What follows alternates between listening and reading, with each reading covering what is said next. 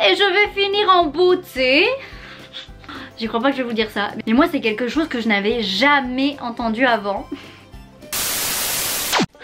Hi! Et oui, elle ramène encore sa gueule pour parler des États-Unis. Je ne vais même pas m'en excuser, il n'y a que ça qui me fait plaisir en ce moment. J'ai décidé de faire cette vidéo quand il y a quelqu'un qui m'a contacté pour faire une espèce d'interview, une espèce d'entretien pour en gros parler de mon expérience là-bas. Et de toute façon, il n'y a pas à chier, il n'y a pas à chercher midi à 14 h. Quand je parle des USA, je reprends vie. En août 2018, quand j'ai déménagé aux États-Unis, c'était aussi la première fois que j'allais aux États-Unis. Oui, la cousine, elle a le goût du risque. Ce qui fait qu'il y a des choses qui m'ont choquée.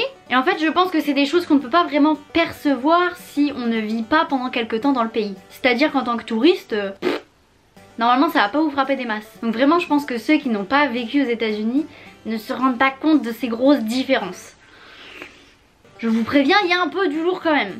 Avant de commencer, est-ce qu'on peut apprécier cette petite douceur? C'est juste pour ça que je me suis mise ici pour filmer aujourd'hui. Elle est tellement mignonne quand elle dort que je veux vous en faire profiter dans le background. Bon allez, c'est parti.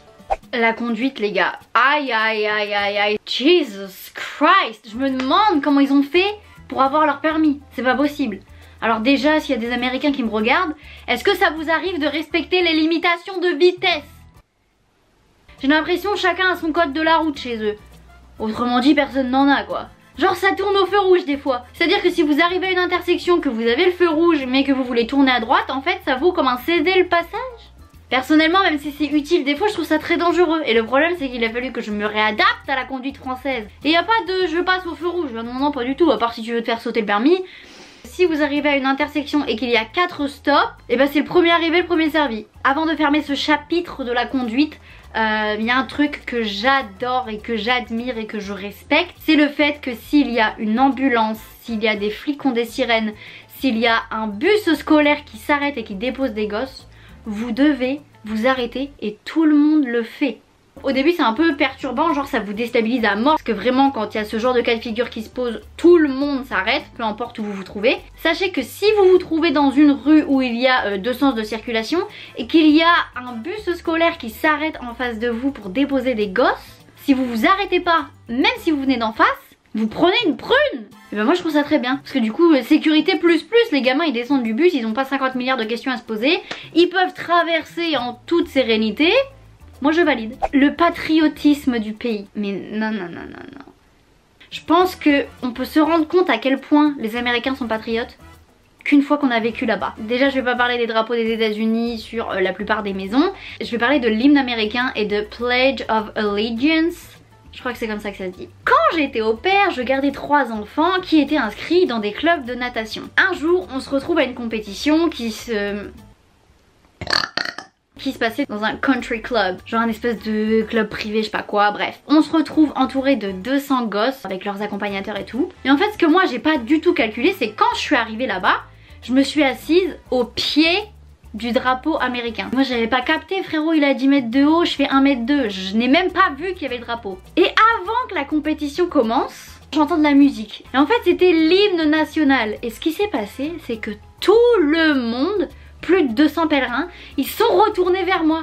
Et là je me suis dit putain mais il faut que je fasse quoi, genre En fait ce qui se passait c'est que tout le monde s'est retourné vers le drapeau américain, la main sur le cœur en train de réciter l'hymne du pays. Et j'ai été traumatisée, ça m'a fait hyper flipper. J'ai aussi appris que tous les jours avant de commencer les cours, les élèves doivent prêter allégeance au pays. Ils doivent réciter un texte. Je suis pas très fan, je suis pas très fan de ce genre de bail là moi. En plus en tant qu'européenne, ce genre de patriotisme poussé à ce point là, c'est un peu...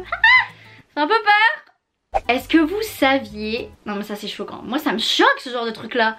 Est-ce que vous saviez qu'il est possible de connaître le prix de quasiment chaque maison aux États-Unis et d'avoir des photos de l'intérieur? Tout ça est disponible pour quiconque sur internet. J'ai un peu l'impression qu'ils ont une notion de la vie privée bien différente de chez nous, hein. Par exemple le site le plus connu là-bas pour faire ça, ça s'appelle Zillow. Et la plupart des au pairs recherchent l'adresse de leur host avant de déménager. Et genre pour avoir des photos. Vous avez aussi l'estimation, le dernier prix auquel elle a été achetée.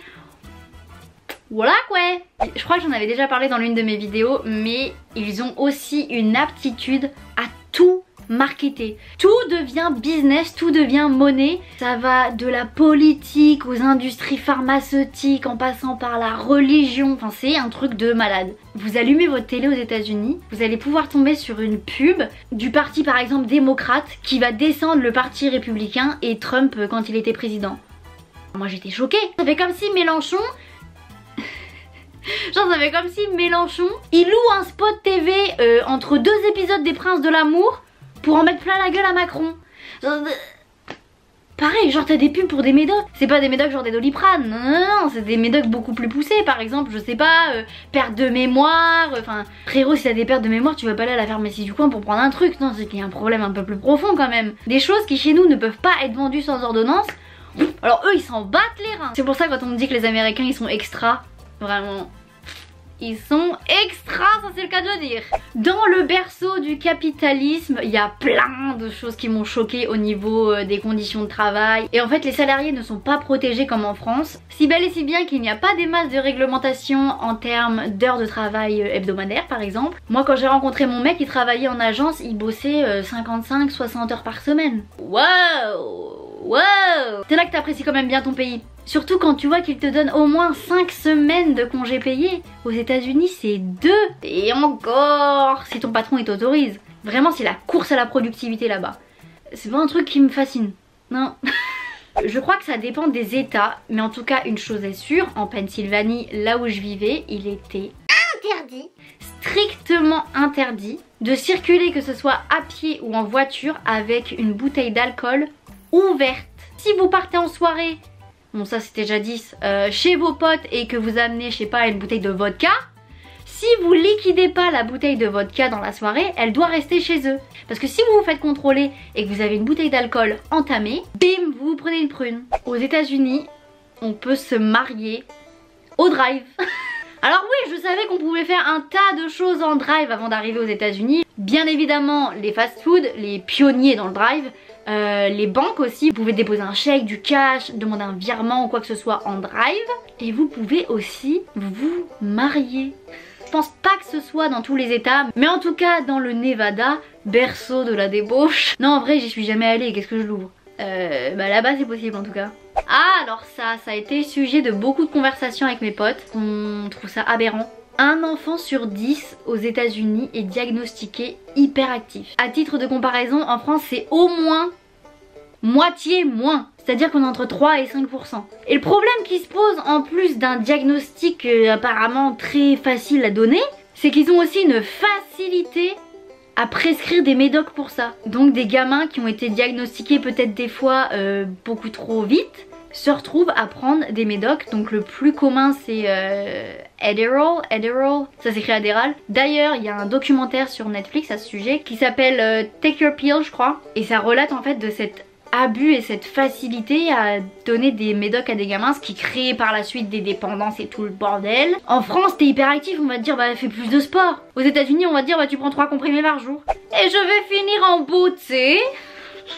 J'y crois pas que je vais vous dire ça. Mais moi c'est quelque chose que je n'avais jamais entendu avant. Mais oh my god. 81% des Américains de 14 à 59 ans sont circoncis. Est-ce que vous connaissiez cette information? Mais en tout cas jusqu'à encore très récemment, on circoncisait 8 bébés sur 10. Et c'est pas du tout une question de religion quoi hein. La part des circoncis non juifs et non musulmans aux États-Unis s'élevait à 75% en 2007. C'est juste pour eux une question d'hygiène. Voilà. 81%. Enfin bref voilà. Je suis sûre dans tout ce que je vous ai dit, c'est obligé, vous avez appris quelque chose. C'est bon, me la faites pas. Bon sur ce je vais vous laisser. Allez, des kisses. Je suis à 2 doigts de me faire un piercing au nez. Ah là là, ça me chauffe, ça me démange. Mais si ça ferait trop bien non? Mais si, vous connaissez rien. Ah mais de toute façon si ça me démange vraiment trop, la semaine prochaine vous me voyez avec un anneau dans le pif hein.